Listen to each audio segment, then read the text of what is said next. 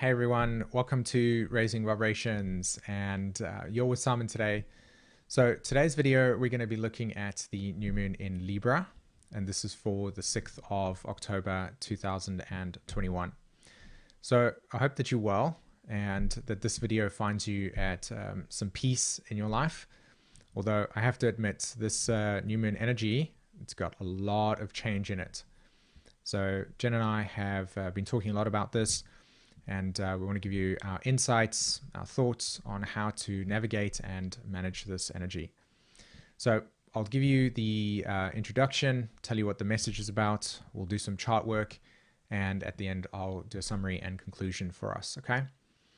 All right, so what is the big thing that's taking place for us with this not only October month that's coming up for us, but also with this new moon? Why is it so impactful? Why is change going to be the sort of leading theme for this new moon? Well, for starters, Pluto is going direct, right? And whenever Pluto moves from its retrograde motion to a direct motion or vice versa, we have a tension release experience, okay? And that actually goes and applies for all planets that turn retrograde and direct. Just before they turn retrograde, there's a lot of stress around that planet, which creates the insights and the revisiting that we go through when a planet's retrograde. And when we actually reach the point, like today with Pluto, it's now going direct, all of that tension and that stress leads to this buildup of this must change in my life, right? That's more how it will work with Pluto. Maybe with Mercury, it's more along the lines of, I can see how that information at the time probably would have helped me. So with Pluto turning direct, there's huge evolutionary shifts that are going to be taking place, okay? And so Pluto always has impact. And whenever Pluto is going direct, we can expect to make certain cuts in our lives, certain attachments that we've had for the last 6 months that no longer work for us. So Pluto moving direct and Venus on the south node is going to really bring to us a lot of change within the next few days, and particularly the way that we value ourselves. So the actual new moon message itself that we feel could be impactful and to understand is this new moon brings change, and it brings change within your relationship to yourself and the values that you subscribe to, that you align with. And it also brings the way that those values are interplaying with other human beings and other objects, your job, your car, your gym membership, right? Whatever you are in relation to, and whatever it is that you've been using as a way to emotionally make sense of your life, well, this new moon is going to initiate this necessary change that each and every one of us wants to make. So what it means is that up until this point in time, we've been experiencing this emotional stress towards certain things that we are in relation with. And what you will find is that this emotional stress has been revealing to us that there's a sense of disempowerment in this relationship. So this new moon comes along and says, let's cut that ribbon, let's change this now, let's initiate a new way of relating to things. And as we begin to do that, as we begin to move forward with these new choices that we are making relative to the emotional cutting, right, you will find yourself being liberated. So part of this message over here has got a lot to do with the fact that Mars and Uranus are in an in-conjunct, which again, I'll talk about more in the chart work. And this aspect is really bringing a tremendous amount of unexpected shocks that will reorientate us internally to what we feel is correct for us, what we feel is in alignment with us. And that brings me to the final point in the message is this new moon is ushering in transformation, change, understanding these emotional attachments, and also leading us to look at what are the resources in your life that are currently supporting you, that are bringing a sense of I'm going to use the word alignment here, a sense of alignment with the correct resources. So what resources are you in alignment with? How are they feeding you, right, and nurturing you, versus what are you attached to that's taking away from your resources, all right? And when I define resources, or I try to give that more of a concrete approach, I'm talking about relationships. I'm talking about anything that you're in relation with. You know, is that resource supporting you? Is this part of your essential needs? So this is what we see that's going to be triggered up with this new moon in Libra. And so lots of change taking place. All right, so let's jump into the chart work itself. I'll go through all of the planetary aspects for you. And yeah, we'll get some clarity, okay? Okay, so here we have the new moon in Libra. This is for the 6th of October, 2021. All right, so here's the chart, as you can see, and we've got a few in-conjuncts sitting here between the moon and the sun and Mars in Taurus. We've got a square between Pluto and Mercury, which we'll talk about. Here's the opposition between Venus and the North Node, as well as Venus conjunct the South Node, very significant. And then, of course, another opposition here between Chiron and the Sun. Okay, so the first aspect that I'm going to take a look at for us is going to be the new moon in Libra with Mars, and it's in conjunct to Taurus. Okay, so it's this over here. This is the first aspect we're going to take a look at. And I really feel that this is a deeply significant aspect, mainly because the fact that Venus is co-ruling Libra there, and also Taurus. So this Venus on the South Node is very much associated with this Mars over here, the Sun over here, and Taurus. And the fact that the new moon is making an in-conjunct with Uranus, and both of them are in signs that are ruled by Libra. And sorry, not Libra, but Venus. So there's significant relational changes. Now, when you see this in-conjunct form between Taurus and Libra, what we see is the fundamental relationship between our internal needs. Okay, so each and every one of us has an internal need. Okay, and that can start from the need to eat, the need to sleep, the need for rest, all the way for the need for self-actualization, or the need for peace, or the need for road trip or freedom. Okay, so that spectrum. So that's the Taurus part of us. We each have an internal emotional relationship to these needs, and we need to meet these needs so that we can feel fulfilled in our lives.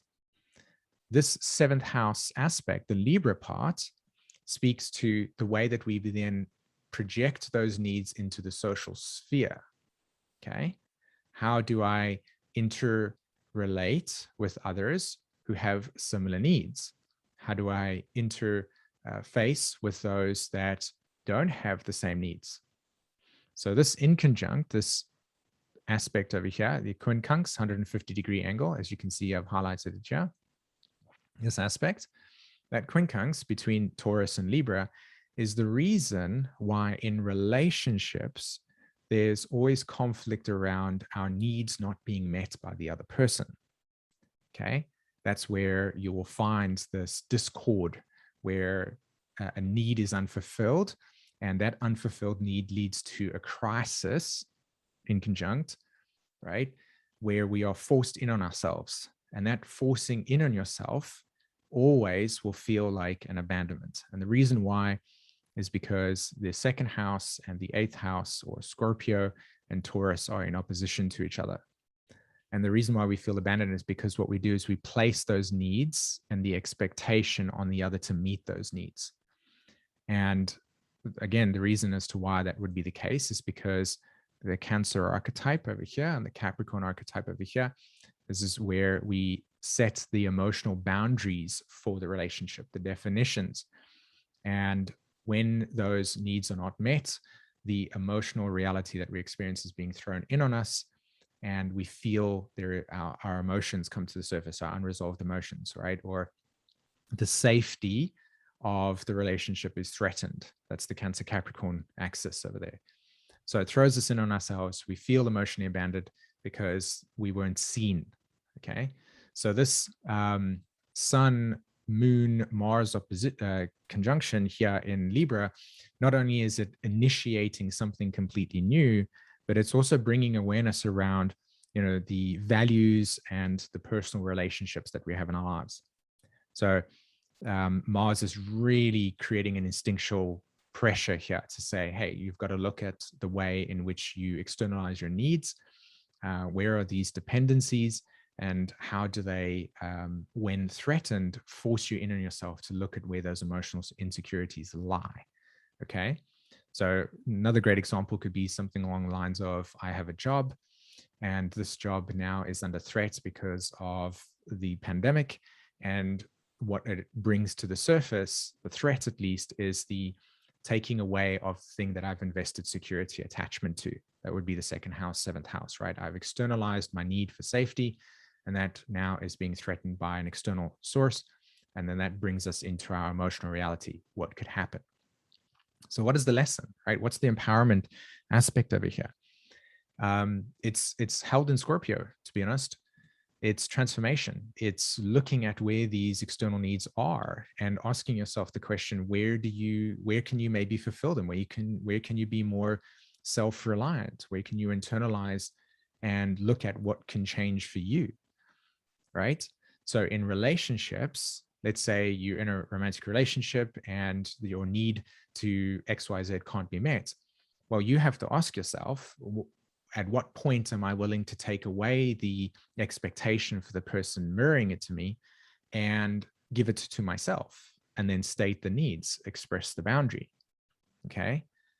And say, hey, this is a need that's important for me. Part of this relationship going forward is for me to be able to have this. How can we collaborate? And again, I'll talk about that more in the conclusion, or what you could do in terms of collaboration. So that's that in-conjunct and how it's going to work. It's going to bring sudden changes in, right? This Uranus-Mars is not a friendly aspect. It's going to shock experiences into your reality. You're going to feel emotional. You're going to feel a little bit kind of wired up about it. And you want to invite the, what is the security attachment associated with it? Okay. And I'll explain more about why I say that specifically. It has to do with Venus here in Scorpio. All right. So evolutionary change is in front of us. Mars is moving through Libra. It's forcing us to look at where our allegiances lie. It's forcing to look at what relationships we give power to and how we are losing power in those relationships and how we can take that power back within ourselves. All right. So it changes in the air with this one. And there's new emergent patterns coming along. All right. So, okay. So let's look at Mercury in Libra. Where's Mercury there? Mercury in Libra. And it's in an in-conjunct to Neptune in Pisces. And we can also see over here that Mercury is directly squaring Pluto, which, as you guys know, is in a stationary direct movement. Right. So look at how cool this is. Mercury is in a square to Pluto.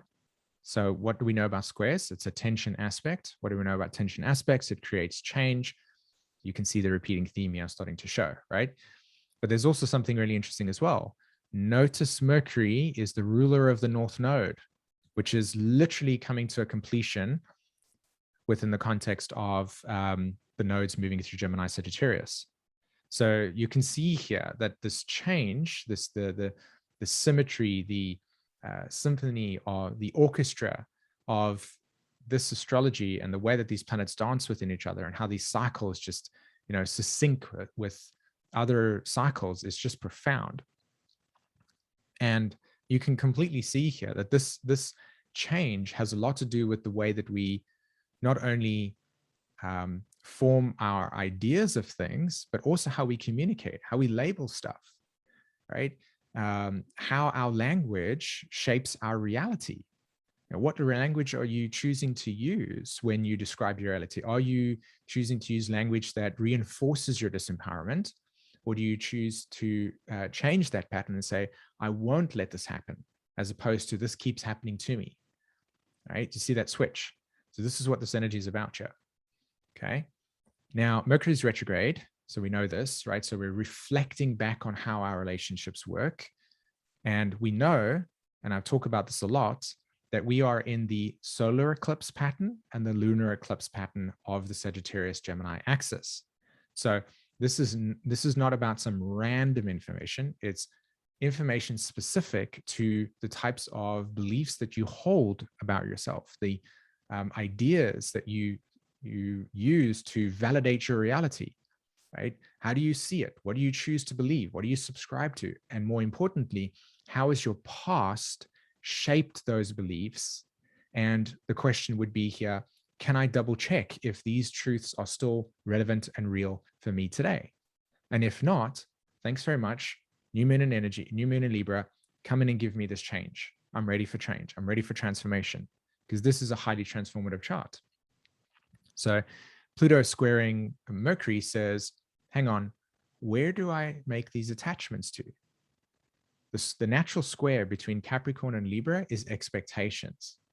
Where do I do things because the expectation of me, and then fill in the gap, right? How do I form a sense of identity or belief system where I should do it this way because that's what I'm expected to do? Maybe because of social conditioning, maybe because the messages you heard when you were growing up, but you don't live in that time anymore relative to your upbringing. And particularly right now, our entire society is radically changing and transforming around us. So the question you want to ask yourself is, where am I still looking at the past and having beliefs and ideas and perspectives that essentially run my life? And how are they deeply attached to these expectations? I should do this. Oh, I must do that, right? Is that really true? So that's, again, the types of questions you want to begin to ask yourself. And of course, you are watching this. So therefore, you need to apply this to your own inner emotional reality, right? This is a self-reflective, self-inquiry process. Okay. So the in-conjunct between Neptune and Mercury is going to create projections, just so you know, okay? The in-conjunct here, why is it called projections? Why is it associated with projections? Because the 12th house here, the 12th house, says, here's where my fantasies and illusions are. Here's the ideal. Here's what I want it to be. So we get into a relationship and we merge with somebody because they mirror back to us similarities, right? And when they mirror back to us similarities, we create this utopian ideal, which is called the sort of like holiday period, right? Or the vacation part of the relationship, until, you know, things start to settle and then you start to do some real emotional work. And that's when all the projections come out. Oh, blah, blah, blah, blah. We all know this. We've all been there, right? So with Mercury in conjuncting Neptune, it's expected for us to see where we place projections into our environment. What narratives do we hold? And do we really believe those things? So expect disillusionment with this Mercury in conjunct Neptune. You can see the pattern that's going on here, right?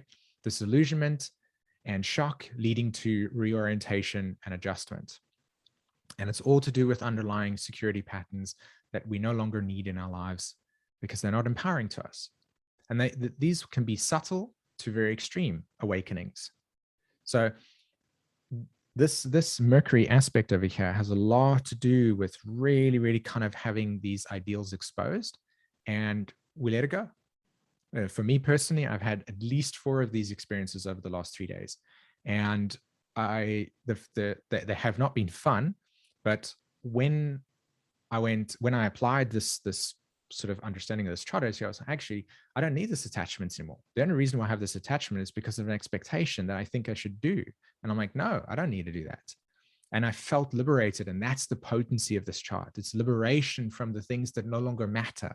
It's liberation from the things that you thought you needed to do. Okay. And then, of course, obviously, there's all of that stuff in Aquarius, right? Liberation. Okay. So watch out for projections. Ask yourself the question, where may be I placing some idea or some ideal in here, and it's not turning out to the way that I need it to be, and so therefore I'm getting upset, right? Okay. Chiron, so the next aspect we're going to look at is Chiron in opposition to the sun and the moon, right? So here you got Mars, Sun, Moon, Libra, and Chiron in Aries. Now, Chiron is moving through Aries and it's saying to us, hey, for the last kind of like lot of time, we have been living in a way that has never really honored the full spectrum of the I. We've always been kind of being in the we consciousness of Pisces age, right? Sacrificing yourself to meet the collective we. And what happens with this is that we start to lose our individual sense of self.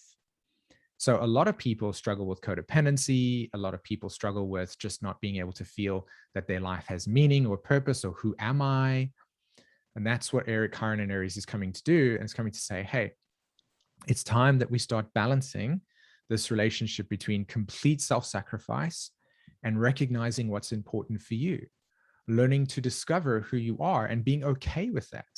It's okay to choose to say no to people if you don't want to do something.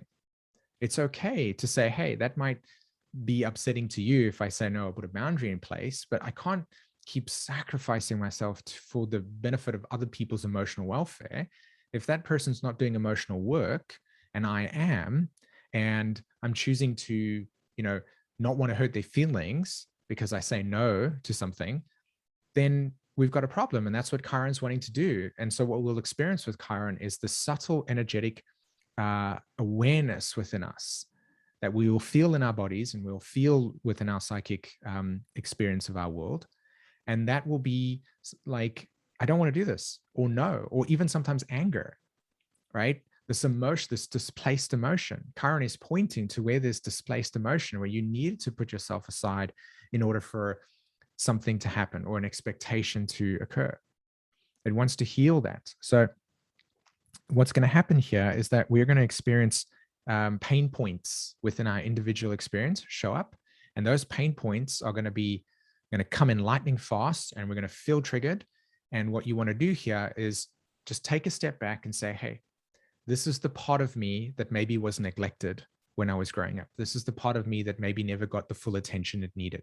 This is the part of me that needs to be reintegrated. This is the part of me that felt abandoned. So when you see this Chiron showing up in this way, see it as an invitation to reintegrate or reconnect with those parts that felt betrayed, abandoned, overwhelmed, whatever that might be, okay, within your life. And Mars, of course, being Mars, is in opposition to this Chiron. So a lot of people are going to be the mirror for that trigger. And that's where the projection comes in. Somebody comes along, steps on your toes, and you instantly take the emotional garbage out on them, right? So anger will show up. And what I want to say to you with anger is that when anger shows up, see it as an invitation to create space for yourself. Because when we feel angry, we want to push back. So push back your boundary to create space to feel those feelings, all right?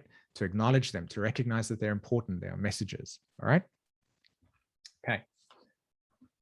Venus and Scorpio, go have a look at Venus and Scorpio, oppose the North Node and conjunct the South Node in Sag. So there's the South Node in Sag, there's the North Node there.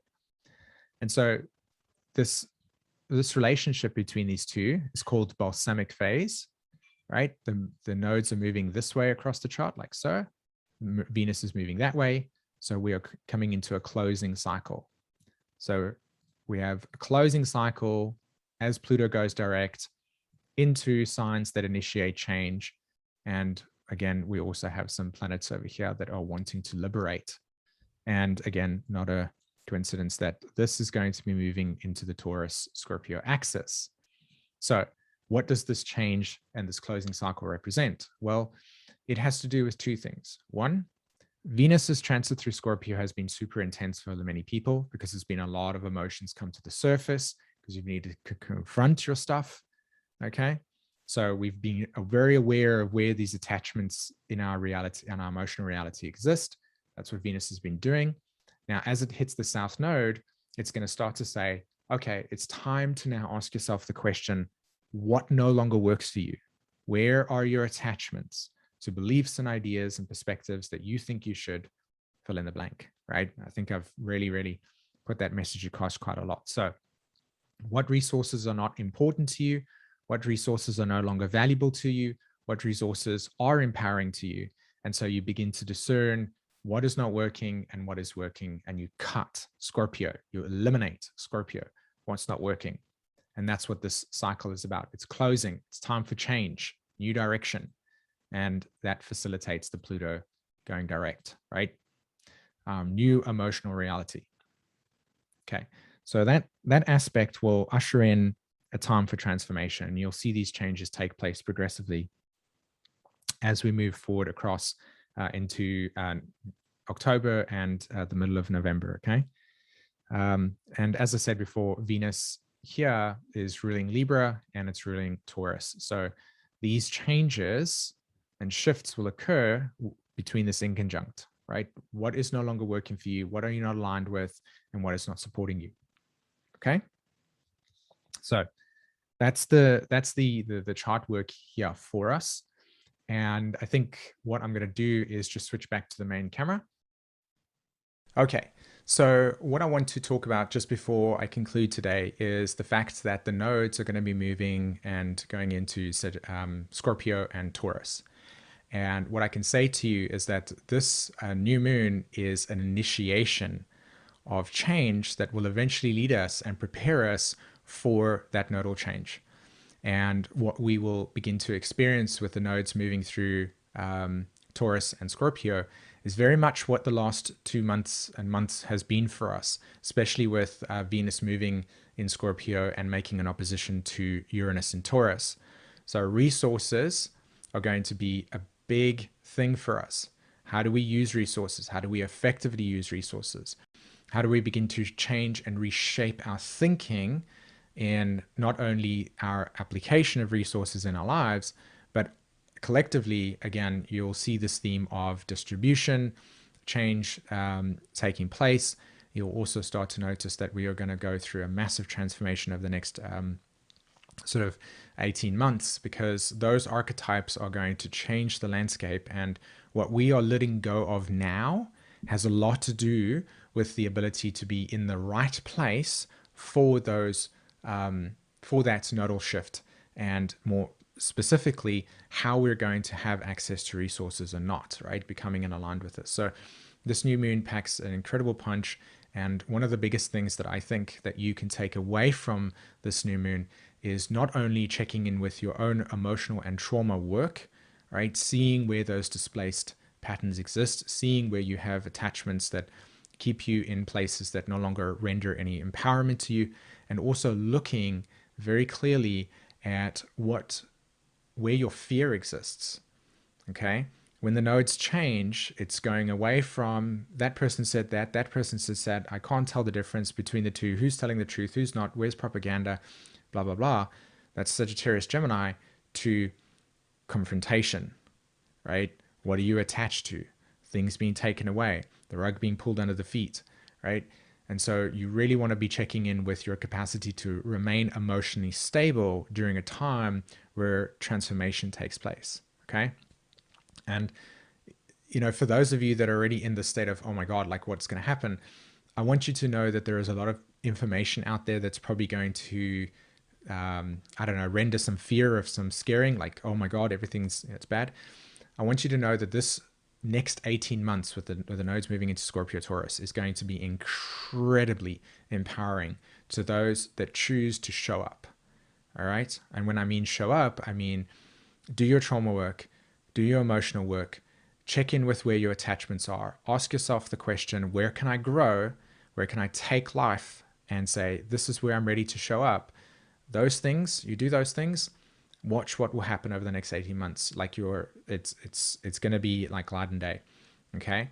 So when these patterns do show up and you've done your trauma work, you've done your emotional work, or you're doing it, you're less likely to get stuck in freeze responses, flight responses, panic responses, and such. So that's why I'm advocating for that. Okay. All right.